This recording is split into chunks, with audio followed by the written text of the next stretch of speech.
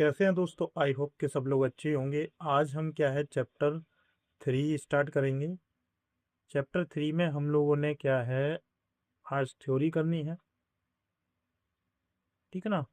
आज हम थ्योरी देखेंगे, इसके बाद में ही नेक्स्ट क्लास में इसके एमसीक्यूज हम लोग कंप्लीट कर लेंगे। ठीक है, जो फॉर्मेशन चल रहा है उसी फॉर्मेशन पे करेंगे। क्वेश्चन चैप्टर नंबर 3 है जिसका नेम है मेटल एंड नॉन मेटल, मतलब धातु एवं अधातु। धातु व अधातु। ठीक, ध्यान रखिएगा। धातु एवं अधातु एक ही वीडियो में हम सारा का सारा खत्म कर लेंगे, जितना भी होगा। क्लास 10th की साइंस का ये थर्ड चैप्टर चल रहा है, ध्यान रखिएगा। चलिए, हाँ, मैं आप लोगों को इसके बारे में बता देता हूँ। जैसा कि मैंने आपको पहले भी बता चुका हूँ, क्लास 6 से लेकर के 8th क्लास तक के सारे ऑल सब्जेक्ट्स और क्लास 9 से लेकर के 10th क्लास तक के मैथ एंड साइंस भी हम इसमें बाद में इंक्लूड करेंगे। क्योंकि जब मैं मैथ करेंगे, मतलब बोर्ड के टाइम जब भी पास में आ जाता है, तो साइंस भी हम उसमें करा देते हैं। मेनली जो रहेगा हमारा सीबीएसई पर ही फोकस रहेगा। आप मुझे यहाँ पर भी फॉलो कर सकते हैं, मतलब मेरी इंस्टाग्राम आईडी है, आप इस पे भी फॉलो कर सकते हैं। ठीक है, ये मेरा यूट्यूब चैनल का लिंक है जिस पर आप पढ़ रहे हो। ठीक है, मतलब नेम है। ठीक, और ये जो हमारा ऑफलाइन सेंटर है वो कहाँ पर है? केसीएस कॉन्वेंट स्कूल में है। कहाँ पर है? KCS convent school. और केसीएस कॉन्वेंट स्कूल का है नगला कली, देवरी रोड, आगरा। नगला कली मर है ही। ठीक, चलिए नेक्स्ट चलते हैं। अध्याय 3, मतलब चैप्टर नंबर 3 है धातु एवं अधातु। अब इसमें हम पहले बात करेंगे तत्वों पर। किस पर? तत्व। तत्व क्या होता है? तत्व तीन प्रकार के होते हैं: धातु, अधातु, उपधातु। Metal, non metal and metalloids. Metalloids मतलब उपधातु को हम मेटलॉइड्स बोलते हैं इंग्लिश में, यह आप लोगों ने पढ़ा होगा। अब हम तत्व की बात कर रहे हैं तो देखिए, फर्स्ट है आपका धातु। धातु क्या होता है? वे तत्व जो इलेक्ट्रॉन देने की प्रकृति रखते हैं धातु कहलाते हैं। जैसे सोडियम, मैग्नीशियम, कैल्शियम, आयरन इत्यादि। धातु ऊष्मा तथा विद्युत का सुचालक होता है। इस बात को भी ध्यान रखना है, ये इसकी क्या है, एक प्रॉपर्टी है। धातु क्या है? हीट की और इलेक्ट्रिसिटी का क्या होता है? सुचालक, कंडक्टर होता है। इस बात को ध्यान रखिएगा। ठीक, अब पहले एक बार और समझ लीजिए। वे सभी तत्व जो इलेक्ट्रॉन देने का काम करते हैं, किसका? देने का काम करते हैं, उन्हीं को हम धातु बोलते हैं। इस बात को ध्यान रखिएगा। नेक्स्ट है आपका अधातु। क्या है? अधातु। वे तत्व जो इलेक्ट्रॉन लेने की प्रकृति रखते हैं अधातु कहलाते हैं। जैसे क्लोरीन, ऑक्सीजन, कार्बन इत्यादि। कई सारे और हैं जो ये वर्क करते हैं। वे तत्व जो इलेक्ट्रॉन लेने की, मतलब इलेक्ट्रॉन ग्रहण करने की क्षमता रखते हैं, उन्हें ही अधातु बोलते हैं। नेक्स्ट आ जाता है उपधातु, जिसको हम बोलते हैं मेटलॉइड्स। क्या बोलते हैं? मेटलॉइड्स। वे तत्व जो इलेक्ट्रॉन देने लेने की प्रकृति रखते हैं उनको उपधातु कहते हैं। एग्जाम्पल के लिए सिलिकॉन। ठीक, इतनी बात समझ में आई होगी। उपधातु को मैं फिर दोबारा से बताता हूँ। वे तत्व जो इलेक्ट्रॉन देने या लेने की प्रकृति रखते हैं उन्हें उपधातु कहते हैं, मेटलॉइड्स कहते हैं। ठीक, चलिए नेक्स्ट। अब हम बात करेंगे धातुओं के भौतिक गुण, मतलब फिजिकल, मतलब आपकी जो फिजिकल प्रॉपर्टीज हैं उनकी बात कर रहा है। पहला है आपका, फर्स्ट है आपका, धातु ठोस और चमकीले होते हैं। धातु जो होते हैं आपके सॉलिड और कैसे होते हैं? मेटेलिक लुस्टर वाले होते हैं, मतलब धात्विक चमक वाले होते हैं। ठीक, ये ऊष्मा और विद्युत के सुचालक होते हैं। अभी थोड़ी देर पहले हमने बताया था कंडक्टर होते हैं किसके? Heat and electricity. ठीक है, इस बात को ध्यान रखिएगा। फिर उसके बाद में कह रहा है धातुएं तन्य होती हैं। धातुएं तन्य का मतलब क्या है? उनको एकदम ताना जा सकता है। ठीक है ना। कैसे? जैसे आपके एल्युमिनियम के जो तार होते हैं उनको एकदम से लंबे लंबे बना दिए जाते हैं, वही तन्यता कहलाई जाती है। मतलब तार खींचे जा सकते हैं उनमें से। ठीक है। अब धातुएं आघात वर्धय होती हैं। आघात वर्धय का मतलब क्या है? पीटने की क्षमता, मतलब सहने की क्षमता उसमें ज्यादा होती है। फॉर एग्जाम्पल चांदी। आप लोगों ने चांदी देखा होगा, चांदी का वर्क लगता है आपके मिष्ठानों पर। मिष्ठान मतलब आप जो मिठाई खाते हैं वहां पर कहीं कहीं पर चांदी का मतलब सफेद सफेद टाइप का कोई मेटल का वो लगा देते हैं उस पर वर्क। क्या कहते हैं? वर्क लगा, वर्क, वर्क ही बोलते हैं ना, हाँ वर्क ही बोलते हैं आई थिंक। अब मुझे नहीं पता क्या बोलते हैं उसको, लेकिन वो लगा देते हैं उस पर एक लेयर लगा देते हैं, उसको लगाते हैं। लेकिन आजकल क्या है, एल्युमिनियम की लेयर लगा देते हैं, चांदी की नहीं लगाते हैं, तो उस चीज़ को नहीं खाएं तो ही बेटर है। चांदी हो तो कोई फर्क नहीं पड़ता, कोई बात नहीं है, आपके शरीर के लिए बहुत अच्छी होती है चांदी। लेकिन उसको मतलब एल्युमिनियम अच्छी नहीं होती है, कहने का मतलब ये है। ठीक। तो आघातवर्धन का तक मतलब पीट पीट करके एकदम से पतला कागज से भी पतला कर दिया जाता है। ठीक, ध्यान रखिएगा। धातुएं ध्वनिक होती हैं। ध्वनिक मतलब जब हम उनको पीटते हैं तो वो सीधी सी बात है, कुछ ना कुछ टाइप की क्या है, आवाज करने लगती हैं। क्या करने लगती हैं? आवाज करने लगती हैं। अब इसको थोड़ा सा डिटेल में बताया है। धात्विक चमक, धात्विक चमक होता है, मेटेलॉइक लुस्टर होता है। धातु की सतह चमकदार होती है। जो धातु होती है एकदम चिकनी और चमकदार होती हैं। ठीक। कठोरता, कठोरता धातुएं सामान्यतः कठोर होती हैं। देखिए, सामान्यतः जो धातुएं होती हैं वो कठोर होती है, लेकिन कुछ अपवाद भी होते हैं। अपवाद मतलब उनमें कोई ना कोई प्रॉब्लम होती है, जैसे लिथियम, सोडियम, पोटेशियम मुलायम होती हैं। ठीक है ना, इन्हें चाकू से भी काटा जा सकता है। ये भी धातुएं ही होती हैं। लिथियम, सोडियम, पोटेशियम मुलायम होती हैं, ये भी क्या है, धातुएं होती हैं, इनको चाकू से काट सकते हैं, लेकिन होती ये धातु हैं। ठीक। फिर दूसरा आ जाता है रूप। धातुएं कमरे के ताप पर ठोस रूप में पाई जाती हैं। जो धातुएं होती हैं वो कमरे के ताप पर मतलब 25 डिग्री सेल्सियस होता है नॉर्मल, ये होता है। इस ताप पे भी क्या है, आपकी जो धातुएं होती है वो ठोस पाई जाती हैं। अपवाद होता है, केवल मरकरी को छोड़कर बाकी सब कैसी होती है, ठोस होती है, जो कि ये क्या है, द्रव के रूप में पाया जाता है। अब जो मरकरी होता है Hg, जिसको हम किससे डिनोट करते हैं, Hg से डिनोट करते हैं। ठीक है, ध्यान रखिएगा। इसका नंबर कितना होता है, 80। ठीक, मतलब पेरियोडिक टेबल में वो 80 नंबर पे ये आती है। ठीक है ना, Hg जो होती है। मरकरी बोलते हैं पारा। आप लोगों ने जो थर्मामीटर होगा उसमें देखा होगा। ठीक, नहीं देखा है तो डॉक्टर के पास में होता है, आजकल तो डिजिटल आ रहा है, लेकिन पहले जो था मुंह में लगा देते थे जीभ के नीचे, फिर उसको खिला करके देखते थे कि कितना बुखार है। ठीक, तो वो होता है पारा। ठीक है, उसके अंदर फिर आ जाता है आघात वर्धनता। कुछ धातुओं को पीटकर पतली चादर के रूप में परिवर्तित किया जा सकता है। मैंने अभी आप लोगों को बताया था आघात वर्धनता का मतलब होता है कुछ, जैसे कि मान के चलो आपका सोना है या फिर चाबी है या एल्युमिनियम है, इनको पीट पीट करके क्या है, एकदम पतला बनाया जा सकता है, और ये टूटती नहीं है, कितनी भी हो सकती है। अब आ जाती है बात तन्यता। तन्यता क्या होती है, धातुओं को पतली तार के रूप में खींचा जा सकता है। फॉर एग्जाम्पल कॉपर, एल्यूमिनियम, ये कैसी होती है, पतली पतली तारें इनकी खींची जा सकती हैं। आप लोगों ने पंखे देखे होंगे, जो पंखा होता है चलता है, उसमें कोई एल्युमिनियम का भी भरा होता है, कोई आपके कॉपर का भी भरा होता है। ठीक है ना, तो उनके अंदर वो पतले पतले तार होते हैं, वो भी तो वो इसी से बनते हैं, मतलब तन्यता, उनके अंदर तन्यता होती है कि पतले पतले तार खींचे जा सकते हैं, तार खींचे जा सकते हैं। ठीक, चलिए नेक्स्ट। भौतिक धातुओं के मतलब ये उसी का एक पार्ट है। छठा पॉइंट है विद्युत व ऊष्मा के चालक। अब ये चालक बहुत अच्छे होते हैं, सामान्यतः जितनी भी धातुएं होती हैं वो ऊष्मा और विद्युत के क्या होते हैं, सुचालक ही होते हैं। लेकिन एक अपवाद है सीसा, जिसको हम पीवी से डिनोट करते हैं, मर्करी, Hg, ये दोनों क्या होते हैं, कुचालक होते हैं, लेकिन सीसा और मरकरी धातु ही होते हैं। ठीक है, ध्यान रखिएगा।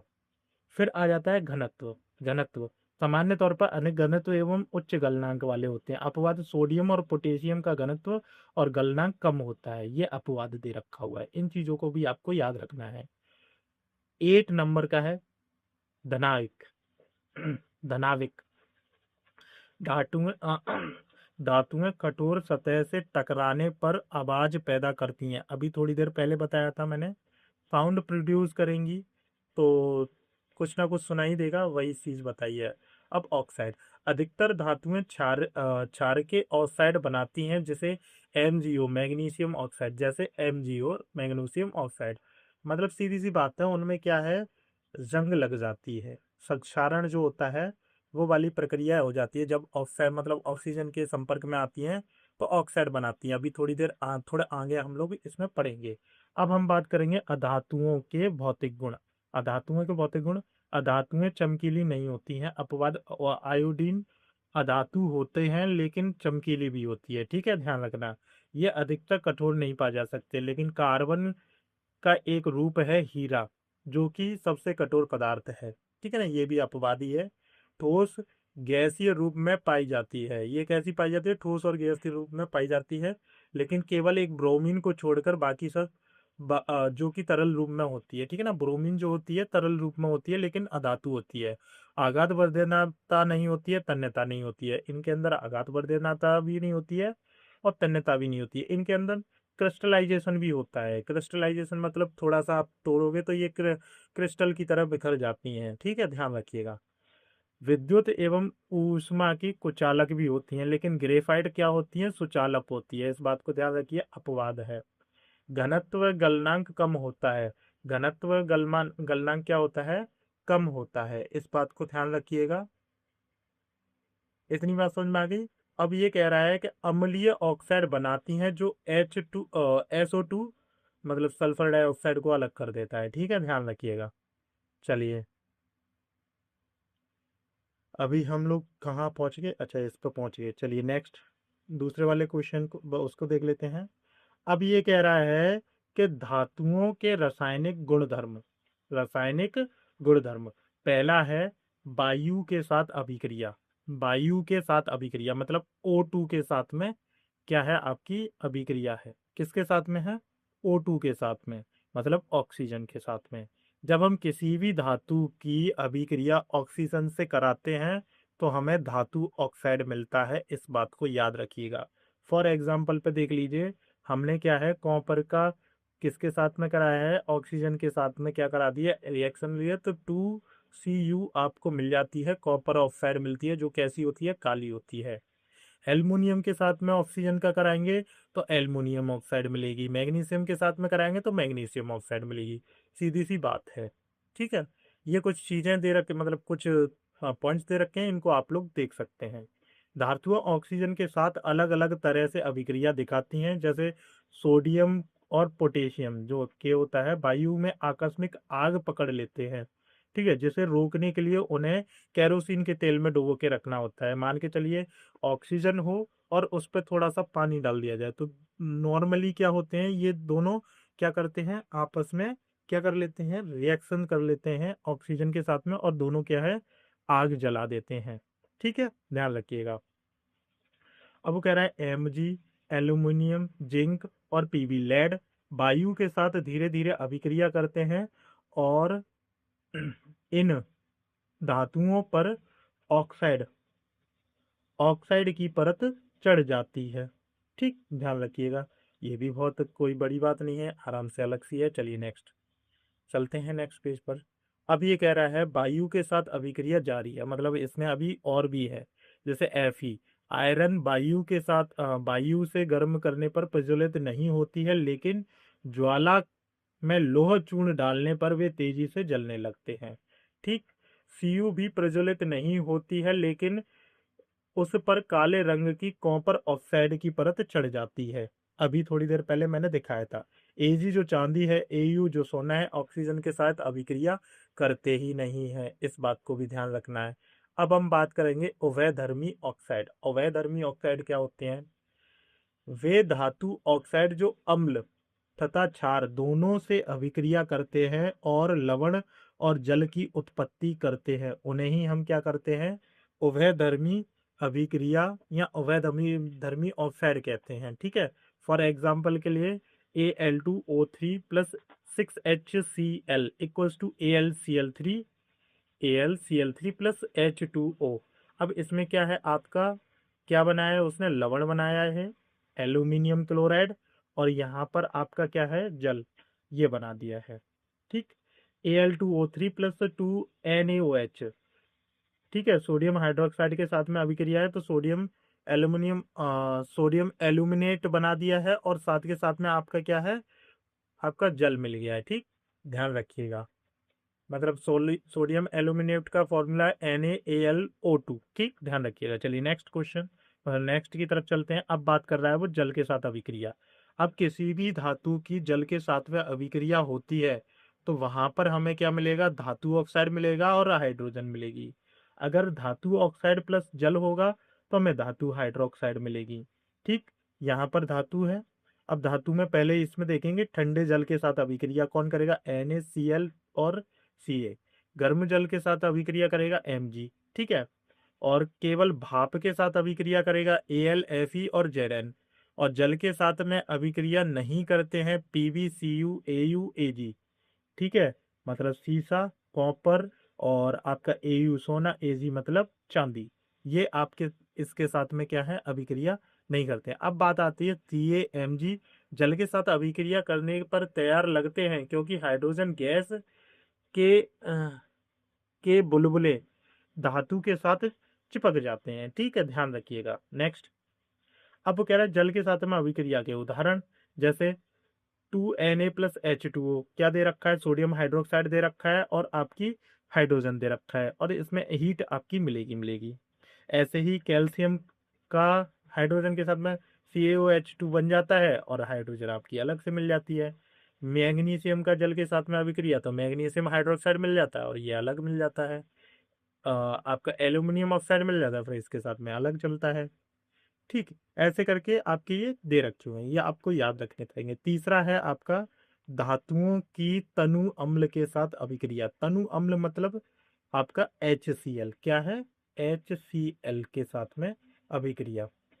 तनु सल्फ्यूरिक अम्ल अलग है। तनु मतलब ये HCl जो होता है ये है।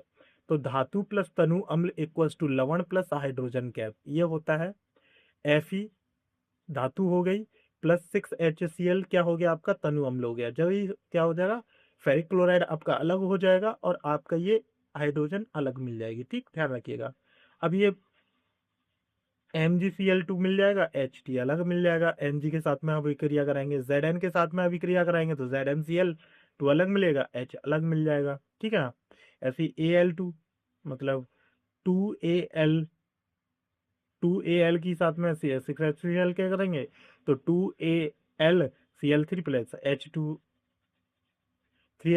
ये क्या हो जाएगा। अब लेकिन ध्यान देने वाली बात यह है Cu, Ag और Hg तनु अम्ल के साथ में अभिक्रिया नहीं करते। ये पॉइंट्स आपके लिए बहुत ज्यादा इंपॉर्टेंट है, ये आपको याद रखने पड़ेंगे। ठीक, चलिए नेक्स्ट। अब ये कह रहा है फोर्थ वाला, धातुओं की अन्य धातु लवणों के साथ अभिक्रिया। ये भी देख लेते हैं, धातु का, लवण विलयन का, खा लवण विलयन का और धातु ये मिल जाएगा। अब देखिए समझिए, अधिक अभिक्रियाशील धातुएं अपने से कम क्रियाशील धातुओं को उनके यौगिक के विलयन के साथ में विस्थापित करती हैं और यह धातुओं की सक्रियता श्रेणी पर आधारित है। अब बात होती है सक्रियता श्रेणी। अब सक्रियता श्रेणी क्या होती है आपकी, ठीक, बात कहां पर आती है, सक्रियता श्रेणी पे। रिएक्टिविटी सीरीज के बारे में हम बात करेंगे।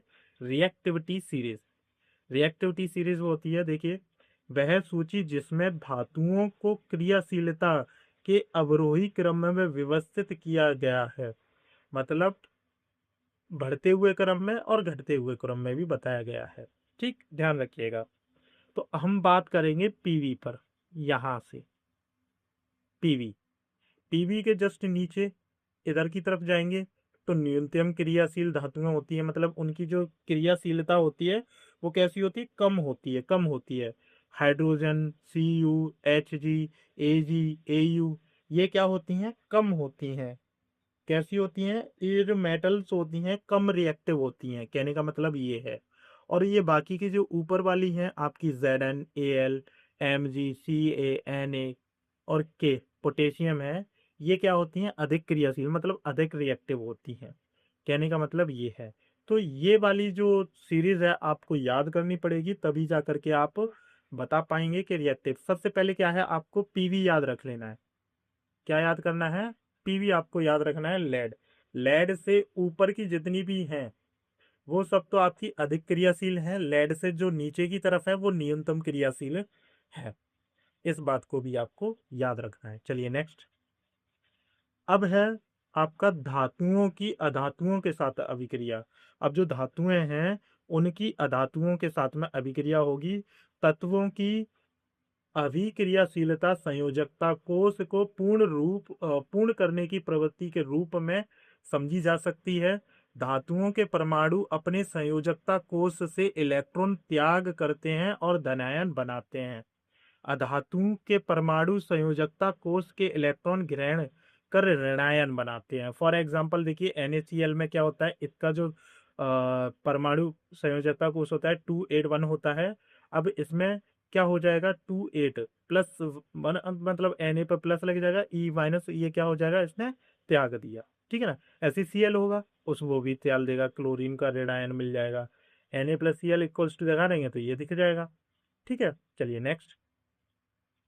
आयनिक यौगिक, आयनिक कंपाउंड्स, ये क्या होते हैं? विपरीत आवेश आयन एक दूसरे को आकर्षित करते हैं तथा मजबूत स्थिर वैद्युत बल में बंधकर आयनिक यौगिक बनाते हैं। आयनिक यौगिक के गुण, पहला भौतिक प्रकृति, ये ठोस व कुछ कठोर होते हैं। ये सामान्यतः भंगुर होते हैं। भंगुर का मतलब क्या है, क्रिस्टलाइजेशन वाले होते हैं। इनमें देंगे तो वो मतलब किसी को फोड़ने की कोशिश करेंगे इनको तो ये टूट जाएंगे, मतलब एकदम क्रिस्टल की तरह भंगुर हो जाएंगे। ठीक है, ध्यान रखिएगा।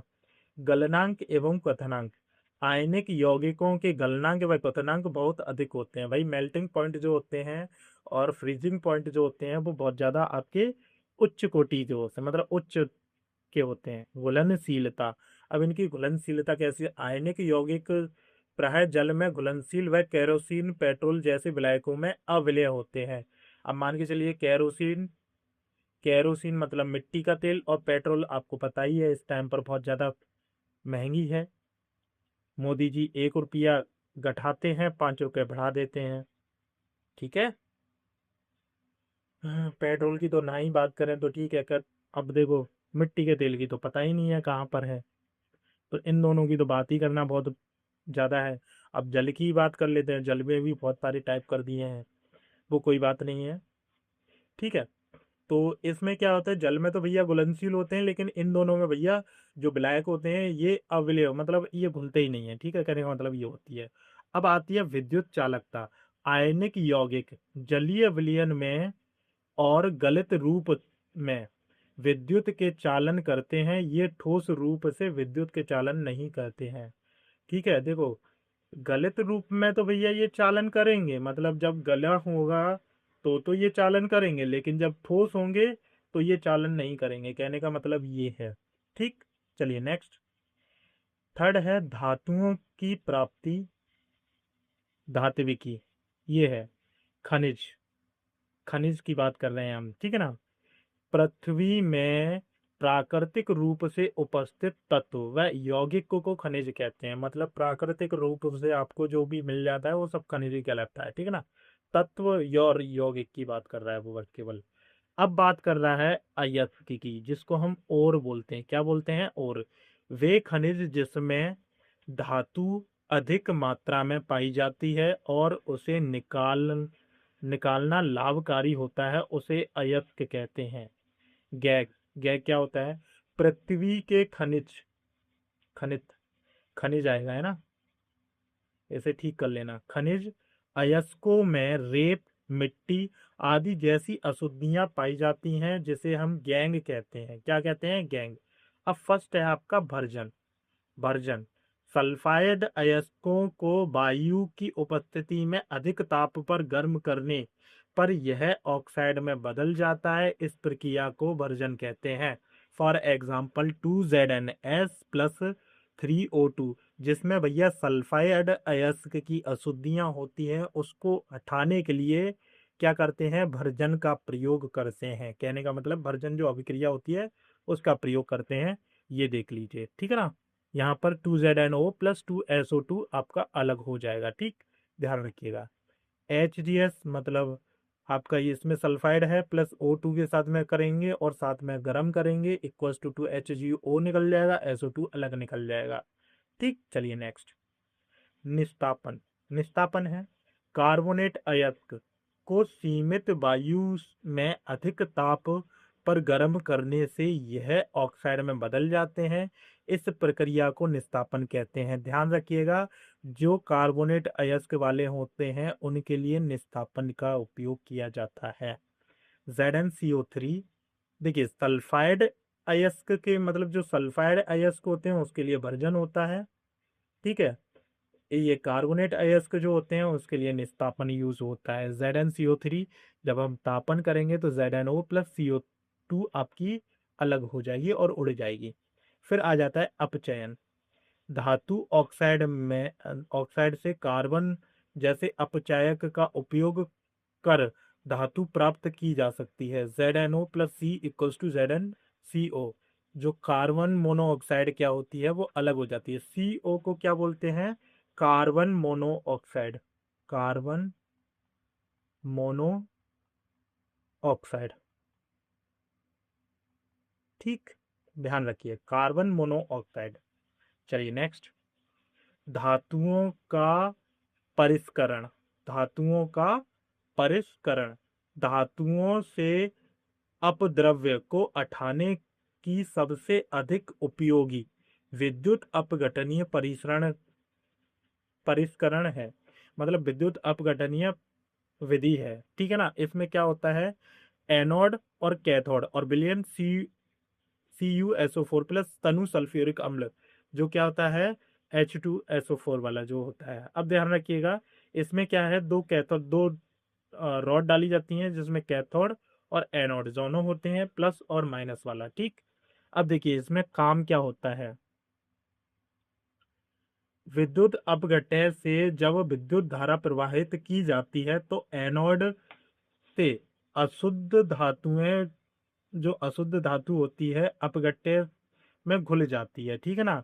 उतनी ही मात्रा में शुद्ध कॉपर विद्युत अपघट्य से कैथोड पर निक्षेपित हो जाती है।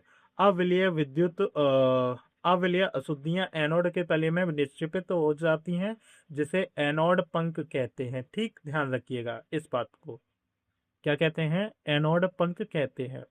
ठीक, अपद्रव्य जो क्या होते हैं एनोड पक्ष पे, यहाँ पर देखिए जैसे कि इसमें तली में चला गया, जितनी भी अशुद्धियां हैं वो कहाँ पर आ गई हैं, यहाँ पर, इसको हम एनोड पक्ष कहते हैं। ठीक है, और ये जो जितनी भी शुद्ध धातु होंगी वो इन दोनों पे क्या हो जाएंगी, चिपक जाएंगी। कहने का मतलब ये है। चलिए नेक्स्ट। अब आती है संक्षारण की बात। संक्षारण। ठीक है, संक्षारण की बात आ गई। अब कह रहा है कि धातुएं अपने आसपास अम्ल, आर्द्रता और वायु के संपर्क में आने पर संक्षारित हो जाती हैं। ठीक है, देखिए कई सारी चीजें हैं, लेकिन ज्यादातर तो देखिए जैसे लोहा जो होता है वो आपका किससे आता है? लोहे में क्या है आपकी जंग लग जाती है, उसको भी उसमें जो लगती है वो कैसे होती है? अब यहाँ पर दे रखा ना, आर्द्र वायु के से लोहे पर भूरे रंग का पदार्थ की परत चढ़ जाती है जिसे जंग कहते हैं। ठीक है ना, जंग लग जाती है, वो भी एक संक्षारण का क्या होता है, उदाहरण ही होता है। देखिए एग्जाम्पल के लिए देखिए सिल्वर। वायु की उपस्थिति में सल्फर के साथ अभिक्रिया कर सिल्वर सल्फाइड बनाता है, जिसका कारण कारण वस्तु कैसी हो जाती है, काली हो जाती है। ठीक है ना, सिल्वर जो पहनते हैं। ठीक है ना, आप लोगों ने देखा होगा सिल्वर की मतलब जो चांदी होती है उसकी क्या है, कभी कभी जो वो पहनते हैं ना, क्या बोलते हैं, नीचे तोड़िया, लड़कियां जो पहनती हैं पैरों में, तो वो काली पड़ जाती है। वो किस कारण बनती है? संक्षारण के कारण ही पड़ती है। ठीक है। दूसरा है कॉपर।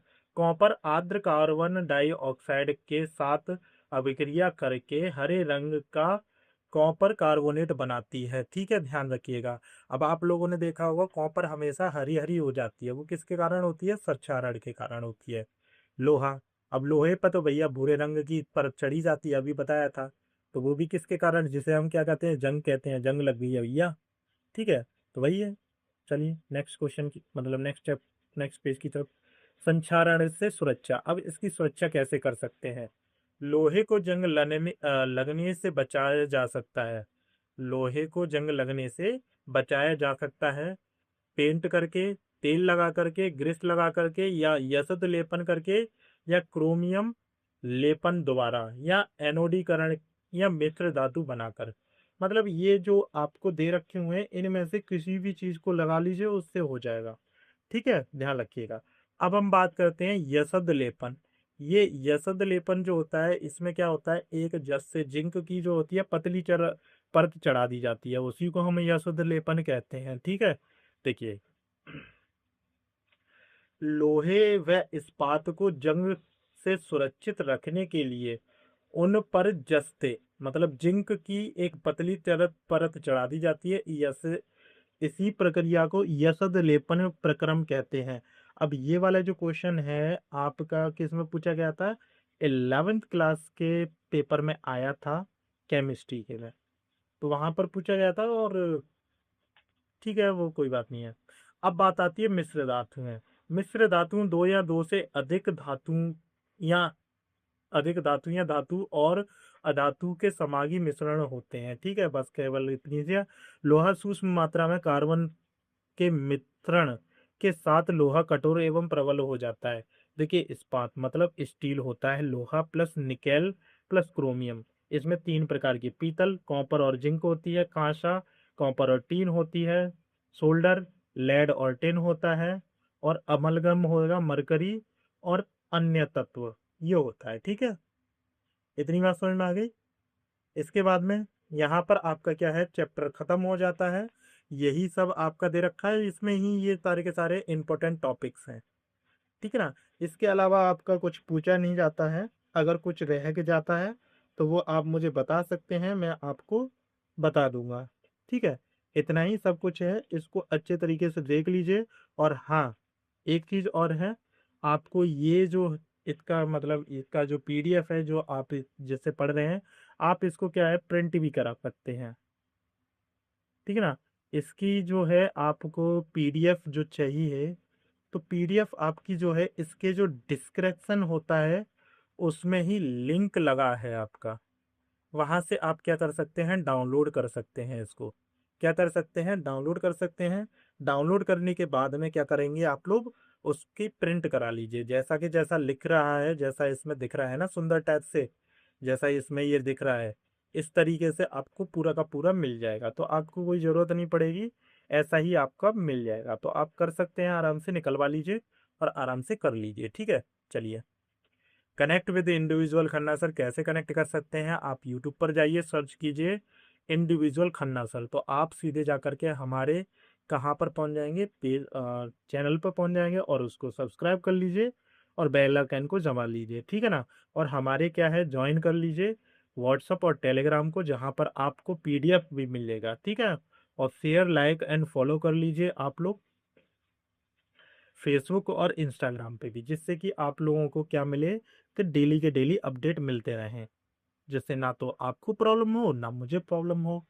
ठीक है, चलिए, आज के लिए इतना ही काफ़ी है, मिलते हैं नेक्स्ट वीडियो में। तब तक के लिए क्या है, पढ़ते रहिए, खुश रहिए, और अपने बोर्ड के एग्ज़ाम मतलब अभी तो काफ़ी टाइम है, लेकिन फिर भी आप अभी से तैयारी करना स्टार्ट कर दीजिए अगर आपको अच्छी परसेंटेज चाहिए तो। ठीक है, चलिए मिलते हैं। All the best for next class.